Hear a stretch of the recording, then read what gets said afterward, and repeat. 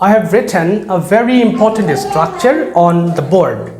আমরা যখন present indefinite টেন্সের ক্ষেত্রে ইয়েস নো কোয়েশ্চেন্স করি তখন আমাদেরকে এই স্ট্রাকচারটা ব্যবহার করতে হয়। এখানে যেহেতু থার্ড পারসন হিসেবে আমি হি নিয়েছি এজন্য আমাদেরকে we have to start the sentence with does. যেহেতু থার্ড পারসন সিঙ্গুলার নাম্বারের ক্ষেত্রে আমাদেরকে এখানে অক্সিলারি ভার্ব ডাজ ব্যবহার করতে হবে। So does he plus verb present অর্থাৎ ভার্বের বেস ফর্মটা ইউজ করে আমরা সেন্টেন্স মেক করব। Okay, so let's make some sentences. সে কি স্কুলে যায়? ডাজ হি ভার্ব কোনটা আছে? যাওয়া, go, right? So does he go to school? একটা জিনিস মনে রাখবো, যেহেতু ডাজ শুরুতে ব্যবহার হয়েছে আমাদের স্ট্রাকচারে কি আছে? ভার্বের base.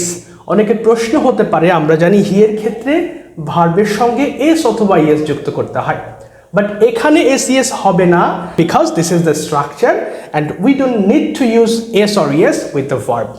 So does he go to school? Second one, সে কি ঠিক মতো তার বাড়ির কাজ করে?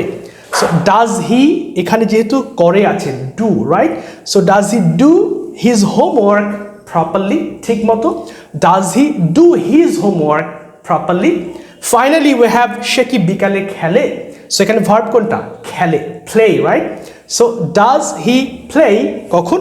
In the afternoon. Does he play in the afternoon? I am giving you a Bengali sentence to translate. সেন্টেন্সটা হচ্ছে সে কি ভাত রান্না করে? If you understand, please translate this sentence with this structure and write it in the comment section. Thank you very much for watching. Assalamu alaikum.